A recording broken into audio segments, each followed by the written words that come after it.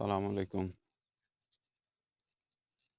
আমরা যারা সেলস জগতে আছি, বিক্রয় শিল্পের সাথে জড়িত, আমরা যে পরিমাণে পরিশ্রম করি বিক্রয় শিল্পে, তাতে বর্তমান সময়ে দুনিয়ার সবাই যদি সবার সাথে দুই নাম্বারি করে,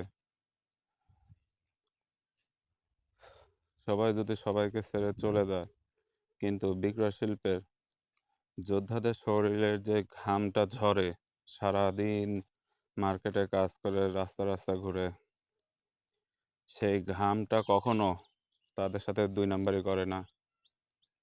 তাদের পরিশ্রমের মাধ্যমে শরীরের যে ঘামটা ঝরে সেই ঘামের যোগ্য প্রতিদান তারা ঠিকই পায়, যদি তারা নিয়ম মেনে সঠিকভাবে সঠিক কাজ করে। এই জন্যই ব্যারিস্টার সুমন সাহেব একটা কথা বলছিলেন যে, যদি মানুষ কলের পানি দিয়ে গোসল করে, তাহলে তা দিয়ে তার শরীর ধৌত করা হয়, কিন্তু যদি সে ব্যক্তি ঘাম দিয়ে গোসল করে, শরীরের ঘাম দিয়ে গোসল করে, তাহলে সেটা ইতিহাস পরিবর্তন করে।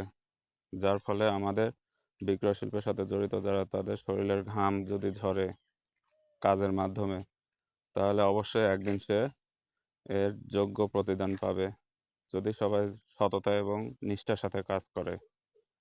ধন্যবাদ।